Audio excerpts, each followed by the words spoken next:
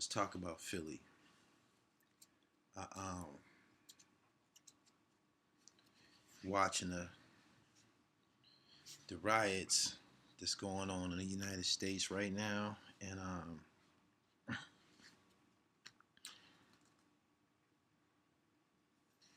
let's talk about Philly.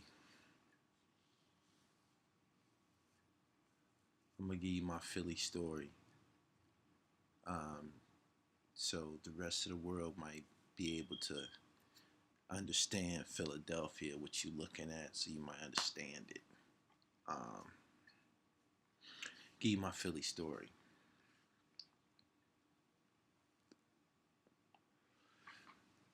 My first encounter with Philadelphia was in like 91, early, late 91, early 92 at a juvenile facility in Franklin, Pennsylvania called Vision Quest.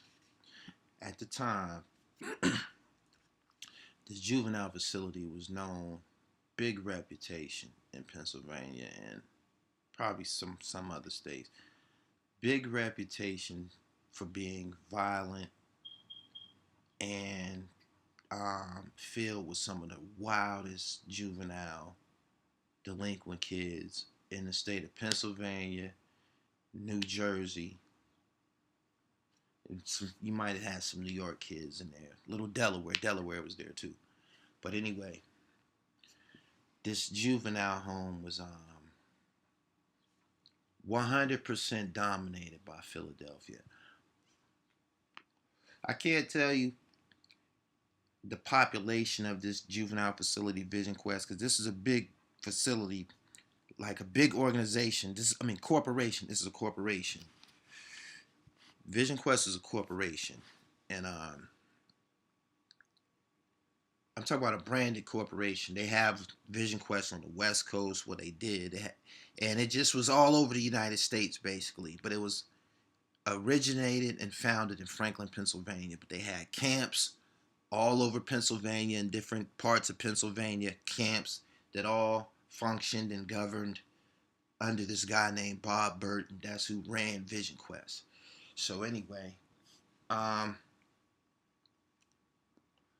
this home was 100% dominated by Philadelphia and Philadelphia's culture. Philadelphia influence, lingo, everything. This was like being in Philadelphia. For your time spent here, just you were like in Philadelphia basically. Um, while there, I was there during the era of when JBM is like really popular, the Junior Black Mafia. This is like 91, 92, so they like getting picked up off the streets or just getting sentenced, but it's fresh news in Philadelphia. It's fresh news. So I'm hearing, and they had they used to get the newspaper, the daily news. Then they would pass it around and let you read it, and a lot of times brag and substantiate their gangster shit. Like, here's the paper right here. Just read this. Just pick a page. But anyway, while in this home, I'm from Erie, Pennsylvania. While in this home, I'm encountering culture differences. When I want what I say about culture differences is the difference between living in Philadelphia as a kid and living a place like Erie, Pennsylvania, where the population was only like 105,000, right? Um,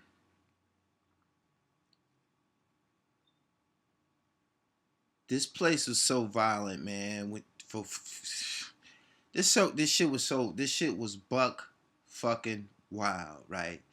And you basically had to get in it and be a part of it, like assimilate yourself where you belonged in this violent ass home. I'm serious, right? By being around these guys in these teepees, we lived like Indians in the woods. So we lived in teepees. We was in these teepees all day. You get the news of what's going on in Philly. I'm hearing about Aaron Jones. Frog Toad, uh, Zulu Nation, Craig Haynes, just all of it. I'm getting Green Giant. I'm getting the whole Wanda Bojack, uh, the Ematic Dance, Syrup, 17th and Jefferson, Pancakes and Syrup. I'm getting all of this daily, right? I'm talking about really, really getting the gist of this, and they own it too. And what I mean by they own it, if they could get some pills then, as kids, this was like something cool to do. If you can get some extra, I don't know,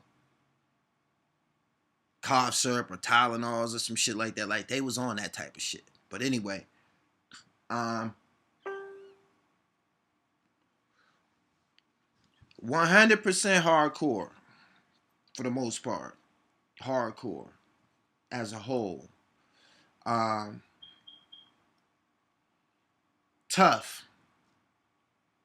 Some of the most toughest kids that I ever encountered in life. What I mean by tough is tough. Physically tough. Um, rumbling, rumbling, hand to hand combat rumbling is a big thing in Philly. Before the gunplay, you feel me? Um, Most niggas who spent, if you spend any time around them, you're gonna have a knuckle game eventually. You're gonna have to, or you're gonna get beat up and ran over. Um, Again, my situation was kind of different because of this. My family, where I'm from, my family is the shit. So everything that come with that, everything that that a Philadelphia kid could talk about, basically in terms of being slick or something like that, I could relate to. I could participate in the conversation and shit like that on the highest level. Number two, my name was Jamil. It's a Muslim name. This is the first place that I encountered where it was a lot of Jamils.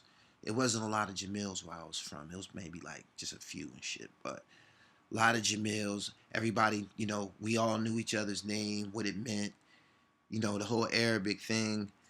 Um, Number three, I was Muslim. I was raised in the Nation of Islam. The Philly body is primarily Sunni, but you'll have some who witness their family go from the progression from Nation of Islam to the Sunni sect or whatever. You dig what I'm saying? And also, because we were kids, nobody was on the separatism shit like y'all fruit and y'all nation and we Abashi and you know y'all Ansar, but we all used to be together. But anyway, we used to all make a lot together and we had our own little Talim situation going on as kids. They would just literally just give us a room and just let us go. Whoever was the toughest kid, whoever was the toughest kids ran the group, and whoever knew the most Islam also had a lot of influence on the group. This is what happened with me. When I got there, a guy from South Philly, 24th Street, y'all, a lot of y'all might know him. His name is Damon Watson. They call him Basil. He cut everybody hair. He could box too. He could hoop. He was probably what you would say was the E-man. He would do cut bars and shit like that. Like he kind of like facilitated, the Juma. He called the prayer and shit like that. And somebody else would call the Adhan. What ended up happening was the guy who called the Adhan left and got moved to another camp, got moved to a wagon train or something like that, and nobody else knew how to do it except for me. So even though I was in the Nation of Islam, my mom was doing the call to prayer all my life, shit. So that and the Al-Fatiha and shit like that, like I had something on the ball. So boom, I immediately was thrust into a position, into a power position. I'm calling the Adhan. So I'm at the table now. Boom. Dame is from South Philly. He cuts everybody's hair. Because of Damon Watson, in this, I got it. I started to get the breakdown of the differences in the geographical locations of Philly.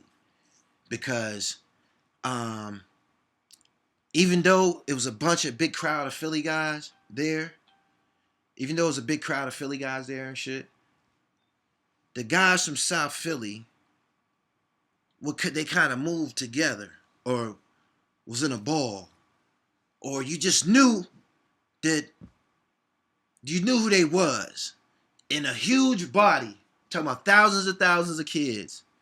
You knew who the South Philly guys was, and that was who Dame Watson them was. So I'm picking up on the South Philly, North Philly shit. And this is what I'm getting.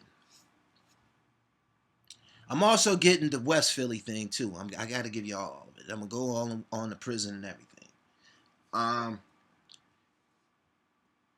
Philly's wild as a whole. North Philly is the biggest. They had the most youth in this camp. Like Dame broke it down to me, and all of them niggas is from North Philly, Jamil. You dig what I'm saying? Carmichael, Rob, he's named pointing them all out. All of them niggas is from North Philly. Nobody's from South Philly but me, Droop, Grimace, Aubrey Green, and Peter Gunn. That's like 5 niggas. That's like 6 dudes, right? And it's a huge, Gerald Hopewell too. It's a huge body of North Philly guys. But you see, I remember all the names of the guys from South Philly. You see, I remember them.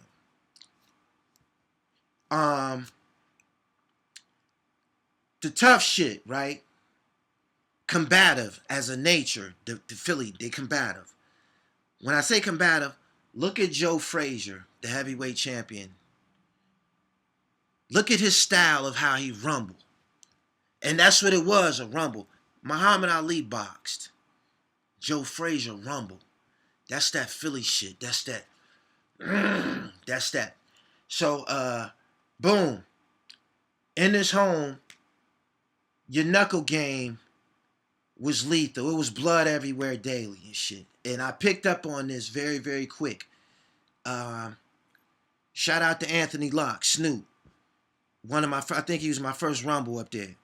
Up Vision Quest. 25th and Lehigh. You see, I remember his name. Boom. The rumble shit. The sucker punch game. Very, very, very deadly and brutal.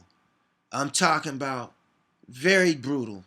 I never seen so much blood as a kid up close on a regular, and it was due to strictly hands. Every now and then, somebody might have got their head busted, and it could have been a staff member, but it was like fashionable, or like you had to rumble. Like it wasn't no picking up no weapons and shit. Niggas was like, they were like, man, are you a bitch? You dig? Like this is that era and shit. You gotta put that down. Go on and rumbling. Go on in the fucking shower or go in the my closet and rumble him. You know what I'm saying? And this is the close range rumble game. The up close, sitting there brawling and shit. The shit that you would see, Joe Frazier and shit do. Did you see how fucking Bernard Hopkins dropped fucking I think De La Hoya with a body shot up close like that? That's that Philly shit. So boom, right? The rumbles is mandatory. And because of that, because the rumbles is mandatory, it's about who get the first punch. So the sucker punch game was off the charts. I'm picking up on this daily. Because now I'm already from the projects and got a wild background. That's why I'm in Vision Quest. But I'm picking up on the temperature here in terms of the combativeness of the youth there. And I'm not even mentioning the niggas from Pittsburgh and Homewood and Hill. They all, Northside, they all there too. During the whole gang culture, they all there too. But anyway, the sucker punch game is going on all day long. Niggas was sucker punching each other. You might see some dudes sucker punching each other for for 6 months. They done hit each other a couple of times, catching each other lunching and shit. And this is when I started to pick up, I guess, the predatory shit. Because at this home, you couldn't be in the shower with soap in your eyes and shit like that. You couldn't have shampoo, and you couldn't be in the shower with your eyes closed and shit like that. And you couldn't be in the shower with your back to the shower. You had to back into the shower. And you had to let the water come on you from the side. And kind of, and if you did your face, you just real splashed it real quick and shit. You know what I'm saying? But you on point the whole time, because in this home, this sucker punch game is, do you get attacked? Motherfucker come in there, I done seen it happen. And just start going on you and shit. And you naked and slipping and sliding you in soap. I done seen niggas get bloody just like that. Water fountains, the porcelain water fountains. I see niggas get bloodied in them, lunching, head in there, got a beef with a motherfucker. Then they would, me and you have a problem. You say you have a problem with a guy. You would think this shit was over with. And it's not. It's not. Like, you gotta, if you had an issue with somebody, you gotta make sure that it was resolved right on the spot, thoroughly. You know what I'm saying? Amicably. Both parties cool. We good. Let's go play ball again and shit. But, and that could have, you could have been even got rocked to sleep doing that. But, yeah, guys would catch niggas eating and, you know what I'm saying, flurry, and bust your shit all up. And the way that in New York, you see the guys got the cuts on their face, it was a time that if you was coming through the system, you would see niggas with their shit split. You would see niggas with their shit split around their eyes and shit. You dig? Some of your peoples, you might think, I always wonder where my uncle got that scar from and shit. That's from somebody's fucking knuckles tearing their flesh open. I'm about to get to that now. Philly got this background in boxing. They fathers, uncles, it's a culture, boxing. All of them think they can do it. A lot of them can do it, right? And they know the sciences. This is the first time I encountered kids that knew this too. They knew the sciences behind the knuckle game. They knew to turn your punches over. They knew this shit. And this is how you split skin and shit. They knew to do this shit. So when you doing this shit, when you can tear a motherfucker flesh open with your hands and shit like that, you can do this shit to niggas bigger than you and shit. Dame Watson from South Philly was one of the first niggas I seen drop a big nigga or crumble a big nigga. He hit one of his own homies, a nigga named Lindsay. Lindsay, if you out there, Lindsay, no disrespect, but you remember when Dame got you in the chow hall. But anyway, he the first little nigga that I seen crumble a big nigga, tee off first. Like, what? You know what I'm saying? Like, it don't matter how big the guy is. Like, Philly kids knew this shit. And they also knew that you could knock a motherfucker out by hitting him on his motherfucking chin. They knew that it'd take 5 pounds of pressure to put a nigga down. They knew this shit as kids. So, this sucker punch game, they put niggas down in this shit. They putting it, you either getting put down or your shit split. And this is shit, you might get both. This shit is going on daily. So, boom. During this, I'm a basketball player and I'm good in gymnastics. I can flip. Like, all institutions, the underlying energy, the governing alpha is sports and shit like that. Whoever can lift the most weight, do the most push-ups, calisthenics, whoever can hoop the most, the best flag football niggas, they all be super popular. You know what I'm saying? Even amongst the violent guys. The violent guys be amazed at a nigga who just got off on a flag football field. So I was in the athletic shit, and I'm doing flips up there. I'm up there battling niggas from Philly and different parts of the state, and I'm getting a name. You know what I'm saying? Like it went from when we first encounter each other, we kind of battle each other to see what you can do and see who's the better. And then we start putting on shows. And the staff would let us, y'all going out there and do y'all thing and shit. And we put on a show for the fucking so I'm up there flipping and shit, and I can play ball. So my popularity is getting bigger and bigger, and I'm Muslim. When visiting come, my mom coming up there garbed up. Nation of Islam shit, MGT, but she coming up there garbed up. I'm taking bean pies back. I got oils and like everything that the kufis, everything that could make you royalty under these circumstances. I had that shit. So I'm getting bigger and bigger. And then I ended up playing varsity basketball up there. I started up there as a freshman. And that started my dynasty as establishing myself as, I guess, a legend in institutions as far as basketball, because some of the guys that ended up being legends in jail, Mr. Pitts from Harrisburg, Mario Mitchell, different dudes that ended up being big deals in jail for sports, they was already good in youth sports and fucking juvenile institutions and shit. So, boom, I learn the whole dynamics of Philadelphia at Vision Quest, and then I meet the lowlifes.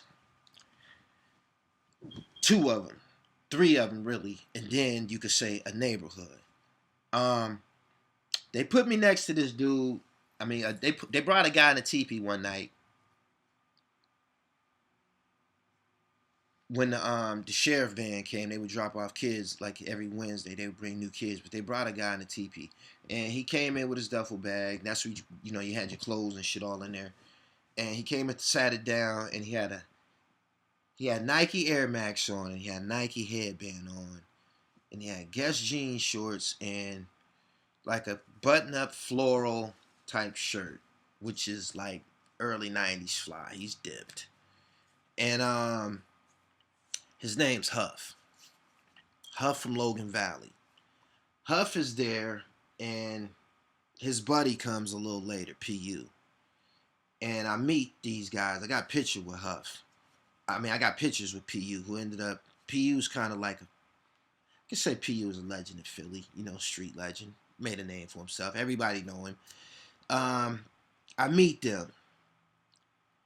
These the first dudes that I met that it was cool to steal. Where I was from, if you stole, you hid that shit. You didn't tell nobody. Like, if we was stealing, didn't nobody know about it, but you and the person that you was stealing with, like, we didn't tell people that we stole our clothes and shit like that. Like, that was some bum shit to us. Like, we where I was from, it was glamorized to be a drug dealer and shit.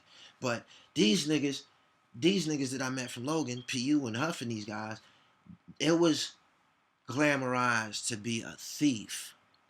You dig? These are the first cats that I met that were boosters and shit. Also pickpocketers, which is another form of theft. These niggas were this body, Huff and PU and them, especially Huff, way, way, way, way, way advanced as children into criminality. I'm talking about up here. I'm talking about totally educated, totally informed. Whoever they were involved with on the street as kids, they were sharpshooters, whether they were relatives or pedigree. They were gone as far as criminality. I'm talking about gone. And the stealing, the boosting, and being a lowlife was everything to them. Now let me tell you about Huff. It's another nigga in a TP named Gene Russo, who's from Brownsville, Brooklyn. He also co-signed this lowlife bullshit that these niggas is talking at the time. Niggas like, we low lifes, right? And I'm saying to myself, who the fuck would refer to themselves as a low life?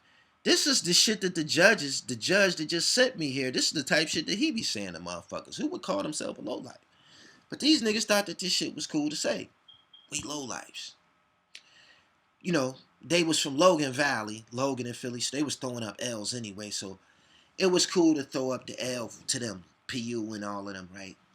So, these niggas got clothes.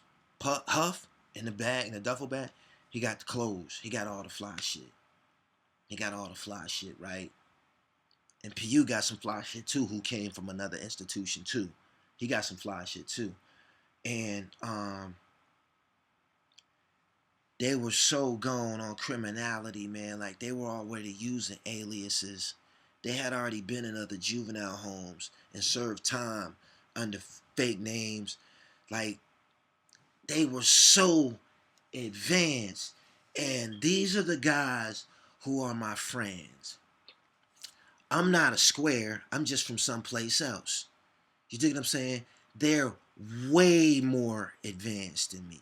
They know grams and ounces, and they knew that, how many ounces was in a brick. They knew how many they knew all of that as kids. They knew about the differences between V12 engines and Rolexes and Lexuses. They all of that as children. And Huff is who sleeps next to me at night, and PU might be on the other side. PU was always in trouble. He was kind of wild. He would go in and out the TP and shit. And PU was one of them niggas. He was kind of so wild that staff used to have to kind of compromise with him for him to, and you know, they gave him, you know, status, but for him to kind of like pipe down. He was just a wild young boy and shit. So anyway, where I'm from at the time, I'm from Western Pennsylvania, which is going through this gang shit. It's 91, 92. So this gang, this Crip and Blood thing is coming on and developing in Western Pennsylvania. What I mean is Pittsburgh. And Pittsburgh is like an hour and 45 minutes from Erie. So the influence in the gang culture and shit is kind of spreading, and it's affecting my neighborhood. So where I'm from, niggas, is we're listening to gang music. We're listening to gang music. We're listening to Outkast, afros and braids. We're on that. This is what's cool where I'm from. So when I get there, I got hair like MC8. You know what I mean? I got a little bush. I just got out the juvenile home. I had to have a haircut, so my shit was braided up, plaited and shit. You know, this is what's popping where I'm from. And Vision Quest, they didn't bother you about your hair, and they definitely wasn't fucking with them Pittsburgh niggas. You would damn near have to kill them if you thought they was gonna cut their hair at the time. The nappy afro and shit. This is they culture and like gang identity. So staff just left that alone and shit. So I was up there with braids, kind of like cornrows and shit. You know what I mean? I had learned to do them myself. And Huff was like, yo, man. He's like, yo, man, why you got them braids in your hair and shit?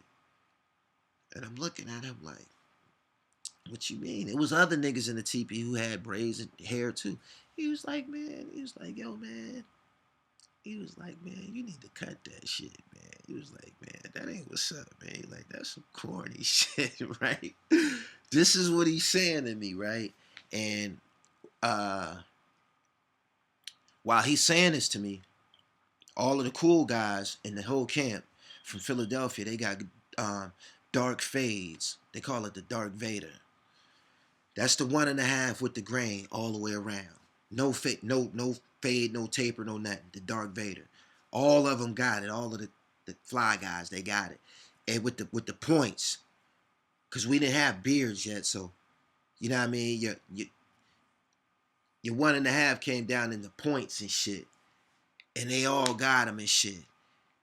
And it just looked pretty, man. It just looked electrifying and shit. But I wasn't on it, and I didn't the process of getting it like that. Even though my older brother at home, he had waves.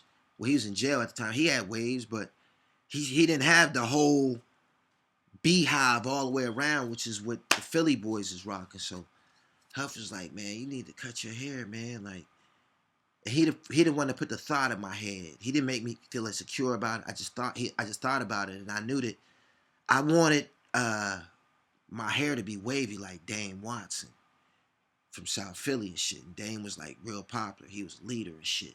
And we was young. We was young niggas and shit. And so me and Huff is kind of like the same age. Dame had already moved on and shit.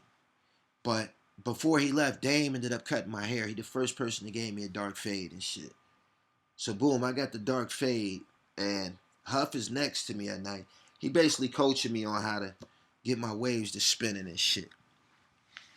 I didn't stick to it because we wasn't getting haircuts. But anyway, he the one that put the thought in my head. He also started talking to me about clothes. I had a duffel bag full of fly shit too. Major Damage, Get Used jeans. All of the shit that you've seen in rap videos and shit. I probably had it in my duffel bag. And I had sneakers. Philly didn't dress like that though. That's not how they dressed. Philly wore, well, that's not how Huff and PU and them dressed. Like I said, they were lowlifes. They wore shit that, to me, in my opinion, as a kid, it looked like some shit that a doctor would wear. Some shit that Carlton Banks from the Fresh Prince of Bel-Air, the shit that you seen him wearing, pink polos and khakis and shit like that. Sweaters with teddy bears on them. I'm looking at these niggas like, these niggas is crazy as fuck. You know what I'm saying? They got they wearing this polo shit. And they also on the Sergio Tacchini and the Fila sweatsuits, and all of this shit go together in a ball. So when you see my dribble, my fashion dribble, it's a combination of me and where I'm from and me encountering the low lives, the Philly low lives as a kid and shit, or an extension of the Philly low lives. And they didn't misrepresent Philadelphia in terms of where they got the game from. They told me about Little Larry.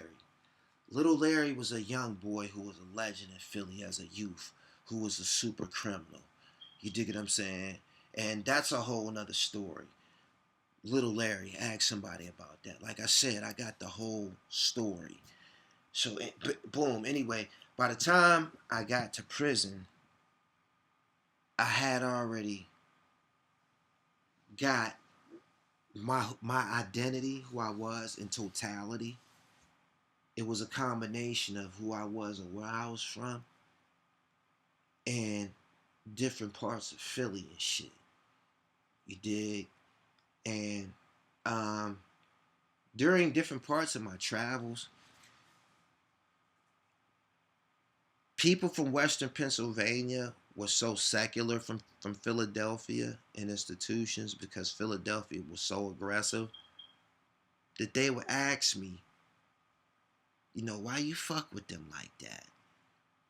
I mean, especially guys from Pittsburgh, because Pittsburgh didn't fuck with Philly. In juvenile homes, if you got cool, if a guy from Pittsburgh and Philly got cool, it was because of sports, or because they was in the same TP and kind of like lived together, but it was still a rivalry all day long. It was a separation. It was a rivalry. Pittsburgh better. Pittsburgh corny. You dig what I'm saying? This is what Philly say. Pittsburgh say Philly corny. You know what I mean? This goes on all day long. But if there's some cohesion, it's because of sports or something like that. But it was certain cats from Pittsburgh that didn't fuck with Philly at all. Used to be in fights with them, conflicts, beef about whose city is the better. And they used to be like, yo, Erie, man, why you fuck with them like that? Why you, be around? What? Why? And it was this. I was more like them. I was more like Philadelphia. You dig what I'm saying? I was more like Philadelphia. The guys in Pittsburgh, you wasn't meeting guys from Pittsburgh that was Muslims. They weren't Muslims. They weren't striving to be Muslims. They ate pork. They were gangsters. The kids from Pittsburgh, They wanted to be a gangster. They was on some drive-by shooting, crippin', super crippin', blooding, Homewood, Starrett Street. Like they was on that type of shit. You dig what I'm saying? But I wasn't. That's not what I was on and shit. I wasn't on the violent end of the shit. I was on some. For my background and the shit that I was on was some hustler, fly shit. You know what I mean? I was on some pretty shit. You know what I mean? And this is the a element from Philadelphia that it seemed like it's not spoken of anymore because of social media, and they have this thing where they be saying no homo and all this corny shit. People don't really say it no more, but Philadelphia was um, a climate that I fit in where it was fashionable to be pretty. You feel me? The pretty thug. When Nas and those guys started saying that on music, they was already kind of describing Philly and shit. You know what I'm saying? Well, the ones that I was assimilated with, the guys from Logan, they were the fly guys. You dig what I'm saying? The guys were polished. The niggas that was wearing those soft toe, Exo Fit Reeboks, them soft toe joints, them Exo Fits, the Exo Fit Low, the Revenges. I was more like Philly, so and like I had already had Revenges at the crib and shit before I got there and shit. So I didn't know that that was the name, but I had already took to wearing tennis sneakers, and I had already been wearing Diodoras and Lottos and all of this shit because of my family and my older brother and shit like that. So I could talk about fashion with Huff and PU all day long, and they telling me about the grown man fashion brands that I don't know about. I know about the sports apparel shit, and you know the Nike and the sweatsuits and the Fila shit. I know about that, but they thieves, so they know about Eddie Bauer, they know about Banana Republic, they know about Polo, they know about Calvin Klein, Structure, Dooney and Burke purses. That's just all of this shit that thieves they were on it already. So, you know, cashmere, different, knowing about different fabrics and shit like that. That's what when you hear me talk, this shit started as a kid. You dig what I'm saying? They were stealing this shit. They knew the value of stealing a cashmere coat. They knew the value of stealing these types of garments, sweaters and shit. Shit that kids wasn't into. Kids wasn't into wearing no goddamn hot ass sweater. They wearing this shit with penny loafers and shit. You know what I'm saying? Like it's some next level fly pretty shit that you know. I told you, Carlton Banks. So I was more like these guys, and when I went back home, I continued to be a pretty thug and shit, and that's who I was for probably the rest of my life and shit because it didn't have a name, but the time that I cut my hair and started getting on grooming and shit like that. That was the Philadelphia culture. Their culture is barbering and shit. They got some of the best barbers in the world. Period. A lot of the styles, the barbering styles, come from Philly, the Beijing, Philly. So, boom, I took this with me everywhere. And when I went back home to my brother, he was already a pretty thug. He had already been trying to, you know, he had already been getting manicures and getting facials and, you know what I mean? His hair immaculate and shit, just being pretty and shit. You know what I'm saying? Straight up. So, boom. Went through life as that. And when I got back to prison, I went back right back into the pretty thug circuit. You dig? I went back right back into the pretty thug circuit when I went to Camp Hill. I assimilated right back into the pretty thug circuit. Um, um, Eyes on Oz from West Philly. Uh, Odell, my man Odell. Y'all see him on my platform now. King Odie, who was another one of them little low life type boosting, pickpocketing niggas and shit. You know what I mean? Gift of gab, real street etiquette. I went right back into that. I went right back into that that pretty thug category.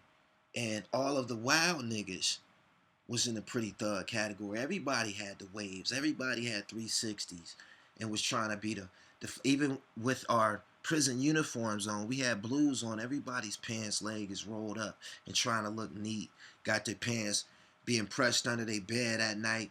You know what I mean? Trying to get your hands on some oil out the chapel to smell good. Even amongst convicts, you know what I'm saying? Trying to be the prettiest and the flyest and shit, even in general population and shit. So I went right back into that category of sneakerhead, the fly guys. When I got to jail, they were still wearing street clothes and shit. You dig what I'm saying? So I'm getting the actual visual, face to face, of what guys from Philadelphia is wearing. Dig? On top of the fact that I got family in New York City. I'm going to New York in the summer times, Flatbush and shit like that. You dig? And it's just a combination. So, boom, my fashion dribble is just getting electrifying and shit. And even in state Browns,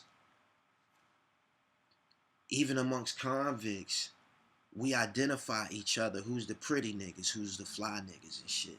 You know what I'm saying? You know who we are and shit. You see us, you know who we are. We the guys that be in the visitor rooms and shit, flossing and shit. Our families still come to see us. Girls still come to see us and shit. You know what I mean? I'm in that category. So I'm learning the highest caliber of criminality and fashion and landscape and just everything. I'm sitting at the table when niggas got the newspaper articles and talking about Giovanni and Little Man and Courtney and you know what I mean, Zulu Nation and all of this shit. I'm right there. I'm right in the mix of this shit. And a lot of these guys that ended up going home to be these people, Zulu Nation and you know these different organizations and shit, Curly Tops and all of these guys, we was in juvenile homes together and shit. You understand what I'm saying? So, boom. When I get to Camp Hill, I go straight to the top of the charts because my name is Jamil, my knowledge of Islam, my fashion sense, I'm fly. Even in Browns, even when we all have state boots on, even when we get there, we got Gilligan's on. You dig what I'm saying? We got khakis on, and I'm one of the guys with my collar popped and my pants rolled up and shit. Like you can see who the pretty guys and shit is. We stand out and shit. And I played basketball, and one of my first rivalries right there at Camp Hill was a guy named Mario Mitchell, Black Miz, from 15th and Erie. I didn't know that when we encountered, when me and him going through our battles on the basketball court, when me and him, I don't think me and him ever did no dick talk or nothing like that. We might have on the basketball court, kiss, suck my. I don't know if we ever did that, but we might have because it was that intense between me and him when we met. But I don't know that this is a young teenage giant that I'm going through it with on the basketball court every night. This is my rival. We the same age. We kind of like the same size. We both pretty. He's a black, dark-skinned motherfucker. He's ripped up. 360 waves. My waves in now. My weight up. And we the wreck. We're the main event. And I don't know that this nigga is like he's like muscle on the streets already as a juvenile. He's stepping the niggas and he stepping the niggas and he taking shit and he holding drug boys down in the streets and in jail. Knife work, like the whole shit. Before I even encountered him, he done already did this shit and we ain't nothing but 18, 19. So, me and him going through this shit in front of everybody. And I don't know that this nigga is who he is. And he don't know who the fuck I am. He probably think this nigga crazy too. I'm crazy on the motherfucking basketball court, nigga. Check ball. You think what I'm saying? So, me and him didn't get along at all, but we was the main event down there. And we kind of hated each other. Seriously, we didn't fight. I called him black. He didn't know my name. They, big lip nigga from big lip country nigga from Airy. That's what they say. Airy ass nigga. You dig what I'm saying? That was my name to them and shit at the time. I wasn't on first name basis yet. But I'm building that shit. So boom. What happened is I go to I go through the system. I go to this fucking jail called Retreat. Make my name up there, legendary, man. They first regional title. I still got the trophy. They first regional title in the history of the correction system. We beat Dallas, SCI Dallas. We beat them niggas at Retreat by 39 points. We pressed them niggas. We beat them niggas to death. I was getting the fuck up. I had like 25 on them niggas. I was a kid. You dig what I'm saying? I was 19. Boom. Me and Zafir. Leon Woodard, 17th and Dickerson, won that title. Now, I'm making my name. I end up going home from up there. I get in some more trouble and parole violate, get sent to Albion. When we left Camp Hill, Mario, he was supposed to go to Western Penitentiary. That's a maximum jail because that's the caliber of duty was. I was at Retreat because I had a drug case. That's the type of guy I was. I ended up at Albion as a parole violator. When Mario, when he went to his jail, Western, they had a cap on it. That means they can't take any more inmates. So they keep on driving. The bus keep on driving to the next jail up the interstate. And they dropped his ass off at Albion. So he doing his 6 to 12 or his 5 to 10. I think he had a 5 to 10. He doing it up Albion. I walk in the chow hall up there. He's the man up there. Him and a guy named Lenny. They the man up there. When I walk in the chow hall, I hear people calling my name and shit like that. And he had been up there doing time with my homeboys, and he was telling them, yo, it's this shit talking nigga from Erie. He nice as fuck. He talk a lot of shit. He dunk, big lip nigga. He was down Camp Hill. I don't know his name. Can't remember his name. I walked in the chow hall. He stood up. He like, yo, that's him. He like, yo, my man, what's up? Like, yo, that's him right there. He like, yo, that's him. He like, and they like, yo, that's Jamil. They like, that's Jamil and shit. So yeah, like they like, yeah. Everything that you said about him on the hoop court, that's him. Boom, yeah, that's Millie and shit. So boom.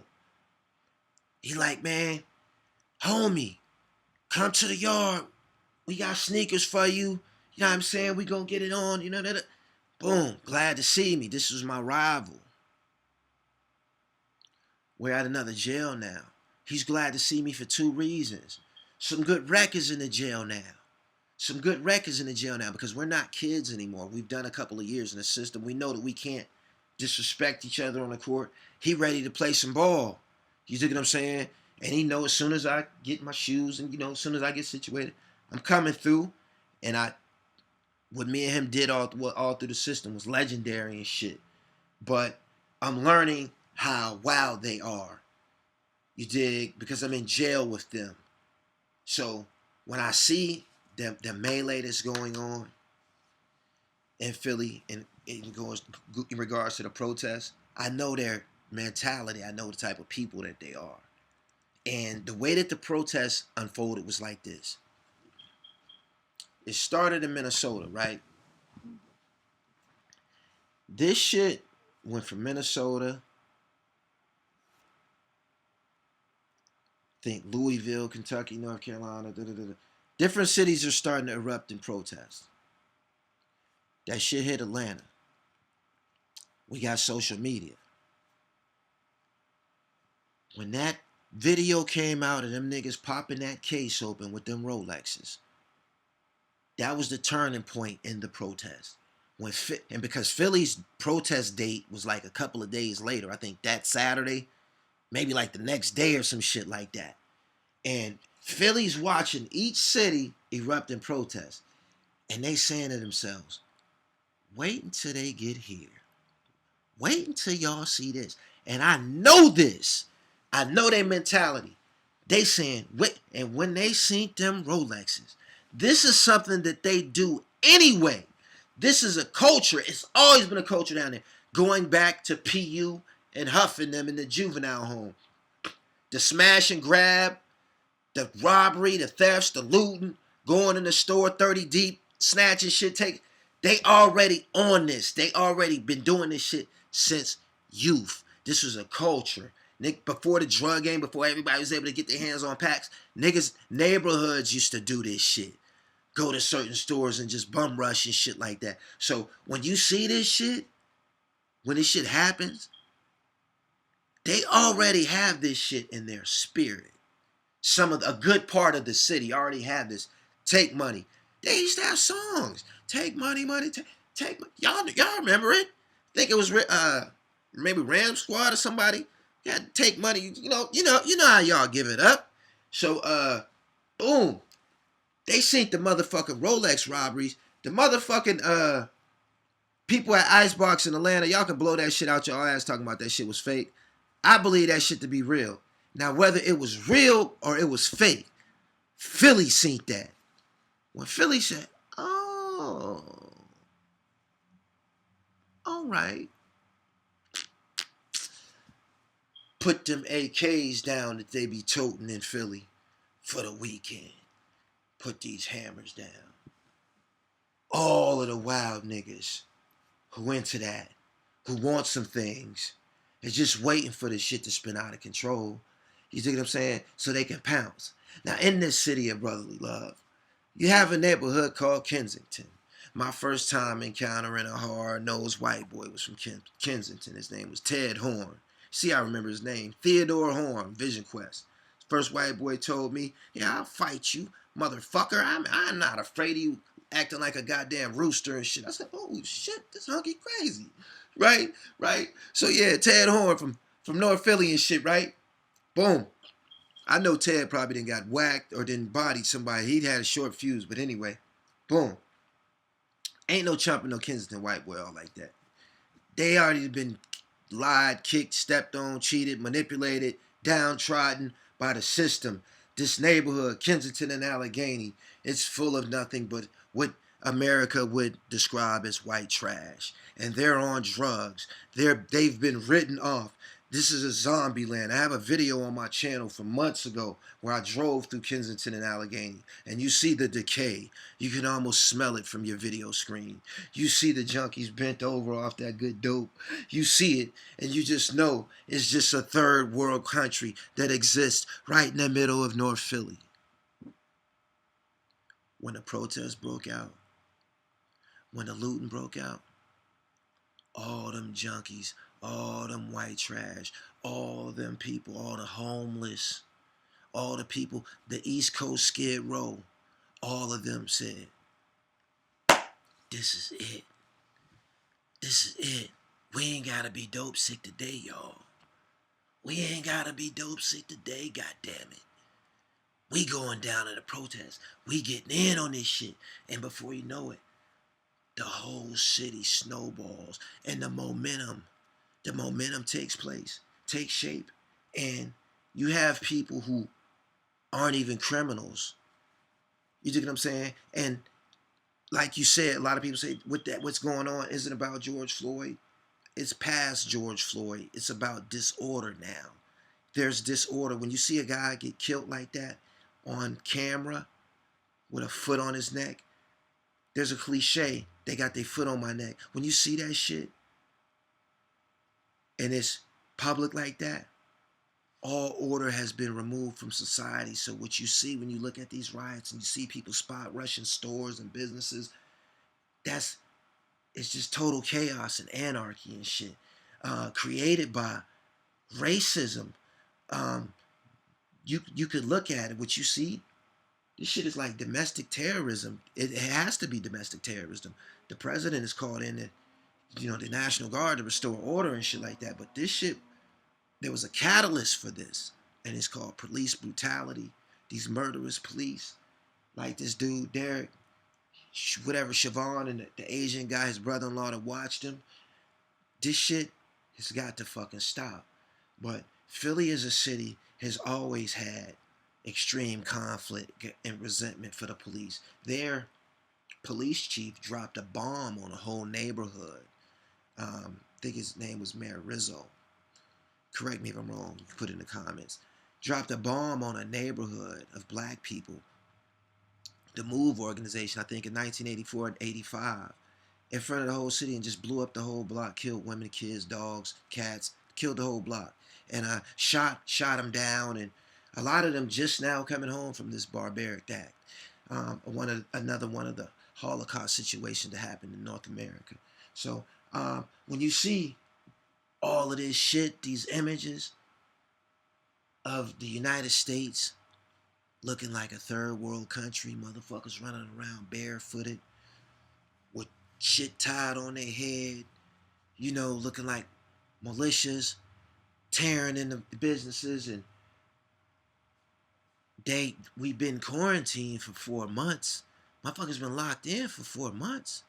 Don't you know that people rations might be low? The 1,200 stimulus, that shit gone. People were out of work for 4 months.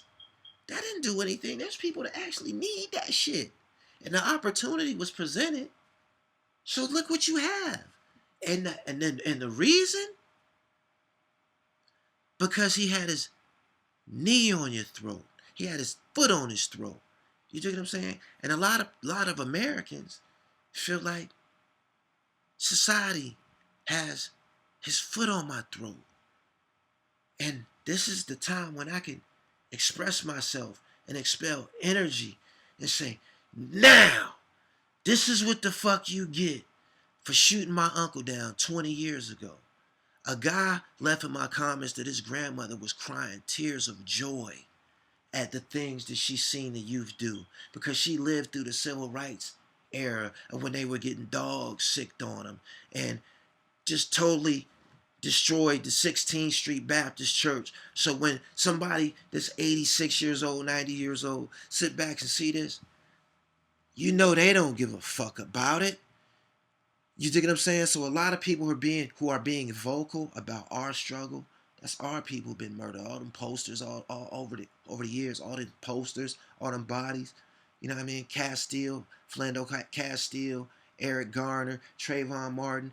The list goes on and on and on. It's an endless list. And there's white victims too who have been murdered by police. There's people of other nationalities. Let's clarify this. This ain't just about black rights in terms of the police. This is for everybody. They out of fucking line. You see what I'm saying? We just happen to be poster childs. We happen to be the ones who are being mistreated the most. You see what I'm saying? And we the ones who suffer the most from this shit. But if you look, there's white organizations who have a problem with the way the police operate. And I'm just,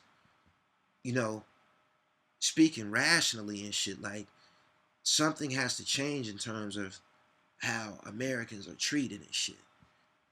Peace.